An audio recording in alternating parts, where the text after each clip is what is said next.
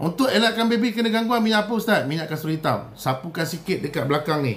Ni kan baby, belakang baby kan. Contoh ni belakang dia. Okey, ni kepala contoh. Ni kepala dia. Daripada dekat sini, belakang sini dia ada satu lubang tau. Letakkan tu sikit. Sapukan sampai dekat ekor kita macam ni kan. Kan ada ekor tu sampai kat ekor tu.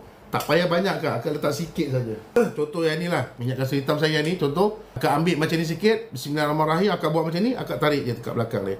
Baby mana-mana yang selalu menangis, menangis nak susu tak boleh lah. Baby mana-mana yang menangis, bini-bini yang meroyan waktu tengah mengandung, kan, meroyan ni biasanya memang ada gangguan. Lepas tu jadi meroyan. Ataupun suami dia jenis tak ada, dia abaikan bini dia pun boleh jadi meroyan juga. Okey, mana-mana baby-baby yang selalu menangis ke apa benda, ataupun korang ni jenis pergi balik kampung nak bawa baby balik ke, ataupun korang bawa baby korang ni keluar pergi mana-mana waktu malam ke apa benda, digalakkan buat apa yang saya cakap tu tadi. Sekurang-kurangnya tak ada benda yang boleh menghampiri dan mendampingi baby kamu. Okey, sebab baby ni dia boleh nampak bang Kak. Baby memang boleh nampak. Kalau kata ada benda kat rumah kamu, dia akan pandang satu tempat tu, dia akan menangis. Kamu tarik muka dia, contoh Ali, kau tarik muka dia pun dia akan pandang tempat tu juga, dia akan menangis. Dia boleh nampak benda tu.